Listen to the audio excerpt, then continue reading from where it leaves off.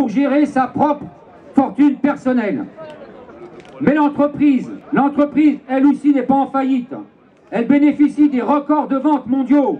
Quand on nous dit que l'automobile est en crise, en 2009, c'était 65 millions de voitures produites. Une année plus tard, on est passé à 75 millions. En 2011, on est à 80 millions. Les experts prévoient pour dans 2 ans un marché automobile mondial à 90 millions et ensuite 100 millions de voitures. Où est la crise économique? Alors PSA a profité de ces augmentations de ventes. Elle est passée de 2 millions de voitures fabriquées à 3 millions 5 voitures. Les profits suivent. Les chiffres d'affaires est passé de 40 à 60 milliards. Alors évidemment, quand ils sortent leur compte au bilan, ils sont tronqués. Mais on sait bien comment ils font. Par exemple, sur le compte des 6 premiers mois, PSA dit qu'il perd 800 millions. Sauf qu'il rachète dans le même temps 1 milliard de ses crédits. Donc quand on rachète 1 milliard de ses crédits dans le même mois, ça veut dire qu'il n'y a aucun problème d'argent. Et d'ailleurs, s'il y avait des expertises un peu sérieuses, et pas simplement ce rapport commandé par Hollande de Sartorius, il irait fouiller dans les 39 sociétés de PSA qui sont logées dans les paradis fiscaux. Soit 11% des filiales de Peugeot sont dans des paradis fiscaux. La dernière usine qu'ils viennent de monter en Russie est domiciliée dans les Pays-Bas. Alors, de gagner de l'argent, de bagouiller leur compte, ça ne leur suffit pas. Ils veulent en plus l'argent de l'État. Depuis plusieurs années, PSA a reçu des milliards de subventions. Et ils en veulent encore plus. Ils en demandent encore plus. Et le gouvernement, ce gouvernement-là, comme le gouvernement précédent, s'exécute et dit oui, il va encore donner de l'argent.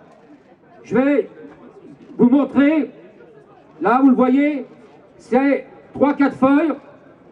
C'est une convention comme Peugeot on a signé des dizaines et des dizaines qui permet le paiement du chômage partiel avec vos impôts. Alors ces quelques feuilles que j'ai devant vous, qui sont signées par Philippe Varin, ça vaut des centaines de millions ça. Ça c'est des centaines de millions que j'ai dans la main. Et dans cet accord, il y a une contrepartie dans l'article 2, c'est l'engagement de PSA à maintenir l'emploi. Depuis 2009, PSA signe des accords pour recevoir de l'argent. En échange, la contrepartie, c'est le maintien de l'emploi. Alors quand on va voir le gouvernement, quand on a vu Hollande, quand on a vu Montebourg, nous, ce qu'on leur demande déjà dans un premier temps, c'est de faire respecter des accords qui sont signés. Mais là, le gouvernement, on ne l'entend plus, il n'y a plus personne. Et puis si les accords, ça ne leur suffit pas, ils peuvent faire des lois. Ils ont tout ce qu'il faut pour les faire. Tout le monde sait maintenant qu'il faudra faire des lois pour interdire les licenciements dans toutes les entreprises qui font des plans sociaux.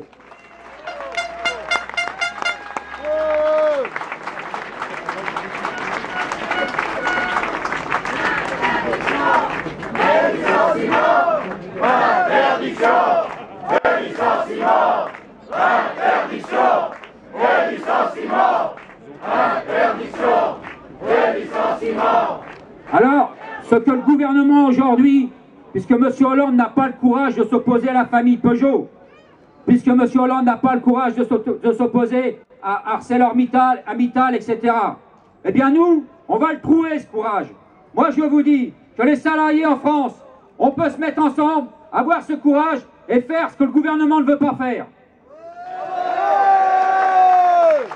Parce qu'on a bien conscience que ce qui pourra bouger dans le pays, ça comptera sur nos forces et uniquement. Parce que je voudrais terminer là-dessus, il n'y a pas un cas Peugeot.